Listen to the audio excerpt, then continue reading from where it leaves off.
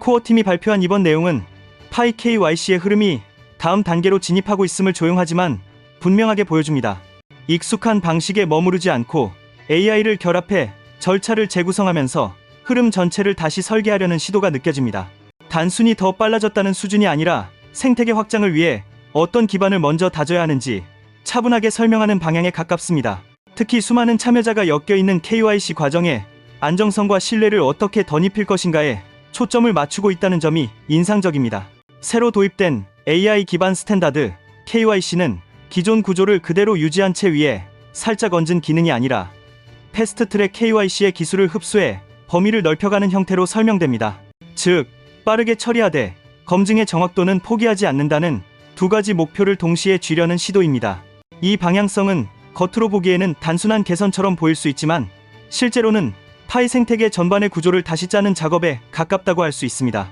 속도와 정밀도를 둘 다 잡으려는 이 설계가 향후 메인넷 전환에 어떤 영향을 줄지 지켜볼 만한 대목입니다. AI의 역할이 검증자를 대체하는 인공지능 심사관이 아니라 반복적인 작업을 덜어주는 조력자로 정의된 것도 중요한 포인트입니다. 사람 검증자가 집중해야 할 부분과 기계가 대신 처리할 수 있는 영역을 명확히 나누어 효율과 품질을 동시에 끌어올리려는 구성이기 때문입니다. 이 통합 덕분에 대기열이 상당 부분 줄어들었고 병목 현상이 완화되는 흐름이 관찰되고 있다고 설명됩니다.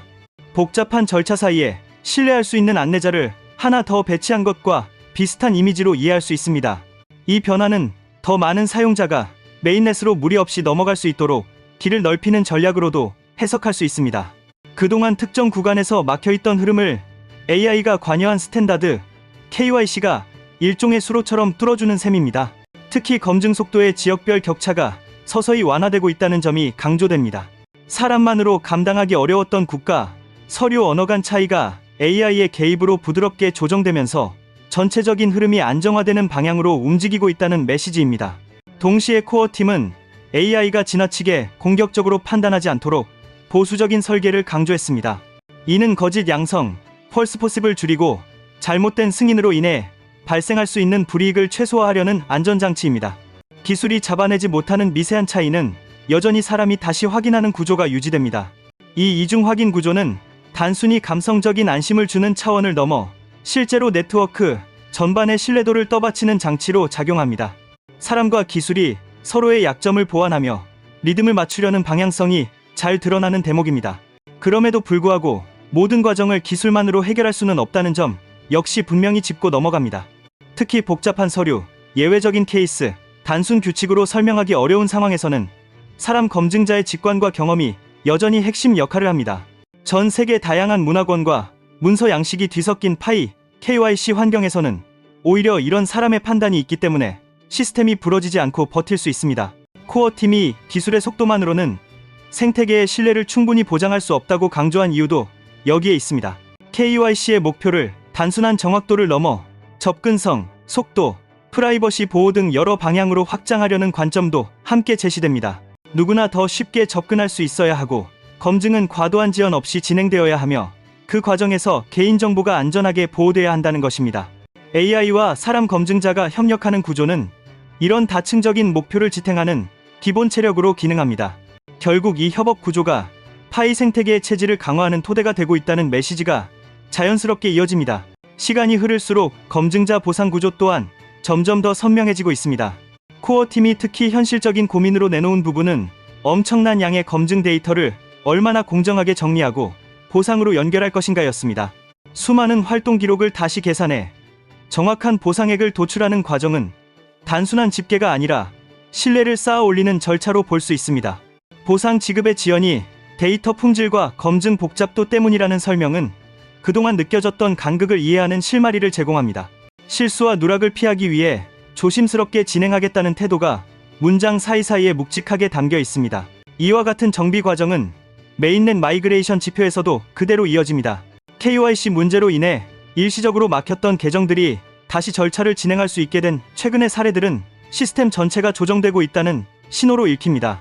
코어팀이 공개한 통과율이나 각종 숫자들은 단순한 통계가 아니라 병목이 점차 해소되고 있다는 구조적 신호로 해석할 수 있습니다.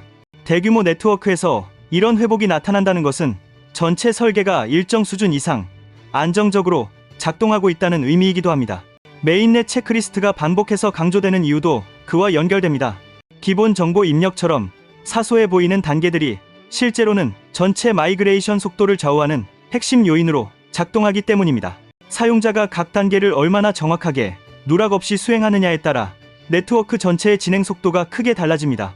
이 흐름을 따라가다 보면 마이그레이션은 단순한 기술적 절차가 아니라 생태계 구조를 균형 있게 버텨주는 기둥이라는 점이 자연스럽게 드러납니다.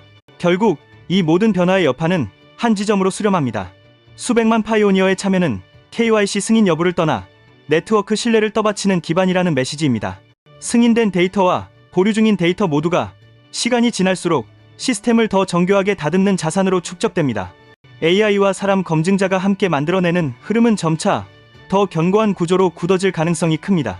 웹3와 AI 산업이 확장될수록 보안과 무결성을 유지하는 작업의 가치는 더욱 커질 것입니다. 지금 만들어지고 있는 작은 조정과 설계 변경들이 결국 파이 생태계의 미래를 떠받치는 기둥 역할을 하게 됩니다. 이번 발표를 통해 확인할 수 있는 것은 파이가 단순히 기술만 앞세우는 프로젝트가 아니라 신뢰를 중심으로 스스로를 재구성하고 있다는 사실입니다.